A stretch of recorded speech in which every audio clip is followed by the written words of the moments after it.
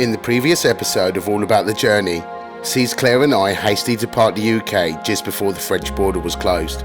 Arriving in France, we were lucky enough to spend a few days at a friend's lake fishing, before continuing on to our new home in central France. Settling into our new residence, initially we had plenty to get on with, unpacking our possessions and familiarising ourselves with our new surroundings, and not to mention making friends with the local cattle.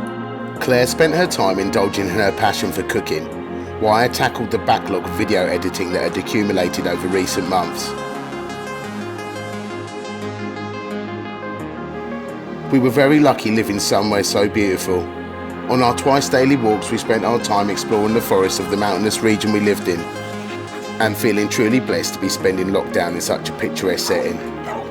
The confinement went from weeks to months, but that didn't matter as long as we had each other for company. But soon things would be taking a turn for the worse. The longer the lockdown went on, the more problems we would encounter.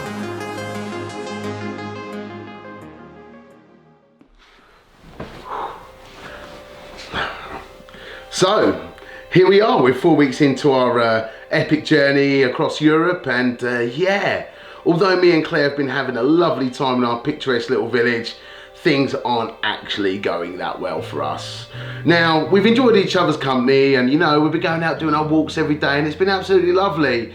But the financial side of things isn't really working out at the moment. A couple of days ago, I was notified by the tenant that was supposed to move into our house in the UK that due to COVID restrictions, they wouldn't be moving in and couldn't give us a date until the government or guidelines from the government change, which is a massive bummer because that's worth over £1,000 a month to us. Second of all, we also had one of our work providers who we supply digital content to cancel as well, sent us an email just to let us know that they would no longer be requiring our services.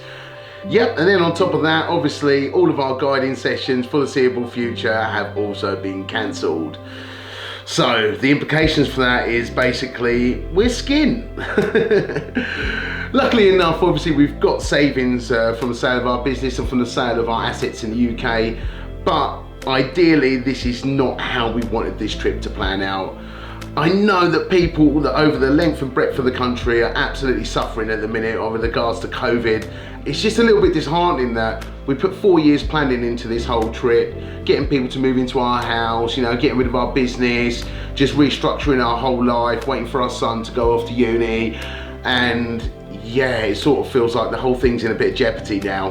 What can you do? It's something that's outside of our control, so we've got savings like I said earlier, so we can keep plodding on for the minute, but if something doesn't change in the next sort of 6 months, then we're probably going to be in a bit of trouble and have to reevaluate what we're doing here. But for the moment, we're keeping the dream alive, and I've got to keep my spirits high and stay highly motivated and just pray that this pandemic just passes fast and we can get back to normal. But yeah, I thought I'd give you guys a little update, and hopefully it all works out soon. Trying to squeeze our already reduced budget wasn't going to be easy. With our biggest expensive being food and fuel, our savings would have to be made here. Filling up our vans at supermarkets, as diesel was on average 10% cheaper, and switching our food shopping to the discounters like Lidl would save us at least another 25%.